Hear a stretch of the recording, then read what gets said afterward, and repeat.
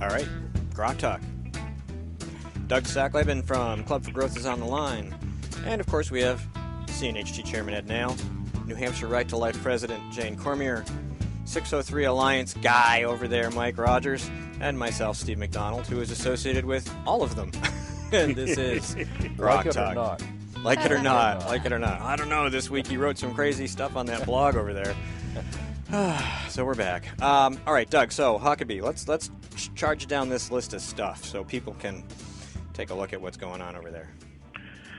Yeah, if you go back through just the tax record, one of the first sales tax increases was in 1996, and it was for the Fish and Game Commission in the state and Parks and Tourism, and he advertised for this tax hike. I mean, there was a video commercial, him taking a fishing trip down the Arkansas River, and he was promoting the necessity of this tax hike. This is one of those that, even in one of his more recent books, he said in it, it still remains one of the things I'm most proud of in my 10 and a half years as governor, was this fish and game tourism sales tax increase. And again, the basic question comes down to, is that how you want your tax dollars spent? Is that what you send them to your state capital or to D.C. for, is, to promote fish and game and tourism and those sorts of things? That's a choice folks have to make, and we were talking about this earlier. The liberal progressive side, yeah, that's a great use. Some of us on the conservative side would say this is not a place where you need to be taking money out of my pocket for that kind of spending. He advocated for an internet sales tax. He opposed the repeal of the sales tax on groceries and medicine at one point, raised taxes on gas in 99, cigarettes in 03, bed tax on nursing homes. There was the education one we talked about, sales tax increase in 02. There was for a short time, a surcharge put on folks' income tax in Arkansas, 3% surcharge to cover a shortfall in the budget. 2004 was $377 million sales tax increase. So there was a tax on the tax. Yeah, and when you put a surcharge on income, on the income tax. Yeah, and when you look at that litany of things that he raised taxes on, those are the worst of regressive taxes. They are taxes which affect the poor disproportionately, and there's no excuse for it. Exactly right. You always say here in New Hampshire, if you don't have an income tax, you can't put a surcharge on it. Yeah. That does solve that. That's one good thing. Yeah. I actually worked pretty well for us. I have a question here for you, sir. This is Jane Cormier. My question is that as I've already picked my candidate. I know it's too early to talk about who one picks, but when I see him talk about his campaign, this tax issue, I had no idea. I knew he was a spender, but I did not know the level of spending, and I suspect most people don't. Do you have how does he respond to this? I mean, what has his response been to the question that you're a taxaholic as a governor? I think it's kind of in three different categories. One is what was mentioned earlier that you guys were talking about, and that's, my hand was forced by the state Supreme Court, so I had to raise this significant sales tax on education, and we've talked about that and the opportunity to look elsewhere, but he was also dealing with a major budget shortfall as well, just from overspending. Right. His other argument is, and he made this often in 2008, was, there were 94 tax cuts while I was governor. The problem is that's been evaluated, and it was, again, every little exemption. I think it was the Arkansas Times says every little exemption, credit, deduction, or tax break is included in that 94. And so when you exempt residential lawn care from the sales tax, well, that's one of the 94. Oh my goodness. When you reduce taxes on bets made at the Greyhound Park, well, that's one of the cuts. When you exempt the symphony orchestra in Arkansas from the sales tax, he counts that as one of the 94. I see. So be that as it may, I think most of us would agree that the sales tax is hitting everybody and a gas tax is hitting everybody. These are just little pick-and-choose sort of breaks. So that's what he's saying. And then, of course, but in his defense, he did expunge Keith Richards' criminal record in Arkansas, correct? So Stone fans have a vested interest there. I would say, how can you call yourself a Christian governor when you steal from the poor? Yeah. That's the bottom line. They should tithe willingly, or you shouldn't take it. Well, that's the whole thing. I mean, he speaks Constitution a lot, and of course, as Ed and you point out, he has an affinity for thinking the greater good. We have to take care of people. But the truth is the essence of charity is that it's given by choice.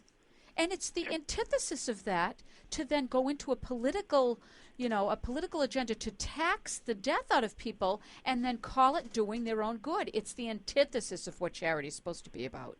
You're right, Jane. I mean, it's just the coercion that you see in our tax system. Terrible. That's particularly at the federal level. We've seen here in New Hampshire where the voters in some towns have voted out a new library 4, 5, 6 times, and all of a sudden somebody in town donates $1 million to build the library. That happens all the time. So we've seen this jump the gun on spending before you've exhausted all other avenues to get something done. Absolutely. Right. And isn't that the greatness of our country? I mean, we see that kind of giving that is so uniquely American, I think, in so many ways. Yeah. Sure. And government spending actually discourages it. Absolutely. It does. Whole point. Government taxing on the one hand and spending on the other depresses charitable giving and spending. Yeah. One of the spendaholics, well, not exactly spendaholic, but one of the people on our select committee in southern New Hampshire that likes to spend on stuff because he doesn't think about it what it'll cost the other taxpayers. He's rich, basically. At least puts his own money where his mouth is. His family donated a lot of money to totally renovate the town's barn, which is used for all sorts of community activities. So he does at least put his own money where his mouth is. But, like a lot of these folks, they're more interested in what they can do than what it's going to cost the other people. They never think that some of the folks in town are already taxed enough. Terrible. All right, we got 3 minutes. Let's get through the rest of the list if we can, real quick, if there's anything else. Well, yeah, that was the heart of it in terms of the tax issue. I mean, the other thing that we've pointed out in our paper is what I alluded to earlier, and that's just the increase in spending, 20% growth in the rise of state government workers. The state's general obligation debt was up almost $1 billion. That's from Americans for Tax Reform. It's important to remember this is not just the Club for Growth. I mean, Cato Institute grades governors, and our scorecard looks at members of Congress. Cato is the one that's looked at financial economic policies of governors in terms of a scorecard. And they went from his first term in office in 1998 giving him a B, and then it went to 2 C's, the next 2 grades. Every other year they give out the grades. And then it went to a D, and finally in 2006 they gave him an F and gave an overall grade of B. Oh, my See, that's a trend. Off the top of your head, Doug, it is. His hiring, what type of hiring was it? Did he grow government? Did he put employees? Was it social?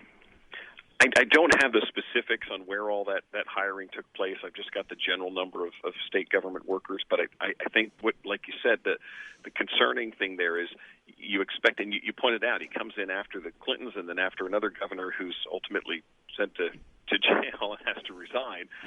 You would expect that if there was problems, it'd be early on, and yet instead he increases the spending and the taxes more and more as he goes along, almost as if that it's the solution. That's the go-to answer. It's like he went to Washington. Yeah. Oh, imagine! It is. Imagine when the you have a longer printing these press. folks are in. Arkansas can't print money.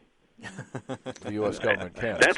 And that's, by the way, his argument will be, well, we balance the budget. And again, as most states do, the state constitution requires a balanced budget. It's a question of how did you balance the budget? Did you do it through cuts or did you do it through increase in taxes? And you just put your finger on why a balanced budget amendment at the federal level is no good unless it explicitly prohibits tax increases to achieve that balance. So just a quick word, Doug, if you've got a moment, on the other candidates you're looking. I see you've got white papers published as well as for Governor Huckabee for Senator Rubio, Senator Paul, and Senator Cruz, who are, of course, announced. You've got Governor Walker, who's clearly intending. You've got Governor Bush, who's clearly intending. You've got Governor Perry, who's announced his announcement. His announcement's going to be on June 4th. And I know you've got an archive paper from him. So I'm being told. And we'll update that. Yeah, we'll update that one on Governor Perry. We're ready with the one on Governor Bush, and I think that's one of those interesting ones. If you're going to just talk governor, he did some great things as governor of Florida in terms of cutting taxes and spending. his has been sort of the reverse in the sense that since office, he's kind of said stuff that I think a lot of us on the conservative side have had some concerns about as to whether or not it's a real move toward big government, which he didn't seem to have in Florida. But Rand Paul, Marco Rubio, Ted Cruz, all those white papers are up. We think all of those guys have. Certainly, there's blemishes here and there, and you're going to find them on everybody's record. But overall, they seem to be very free market, very pro-growth, very much let the markets go on without the interference of government. And so we're encouraged by those first three who've come in. We're also looking at Walker and Christie, and we'll have white papers on those folks if and when they make their announcements. All right, Doug, we're coming to the end of the segment. How can people follow you on Twitter and on the web address again? Yep, clubforgrowth.org. Clubforgrowth.org is the website, and the Twitter is club with the number 4 growth. We keep real active on the Twitter side, and folks can get the latest. We just put out a statement even last night just on the whole trade issue and Ex-Im Bank that is going on down here in D.C., but that's a whole other deal. But folks can follow us on Twitter as well there at club, the number 4 growth. All right, Doug, thanks a lot. You have a great weekend. Great. Have a great Memorial Day weekend, y'all. Thank you so much for having me on the show. Thank you, sir.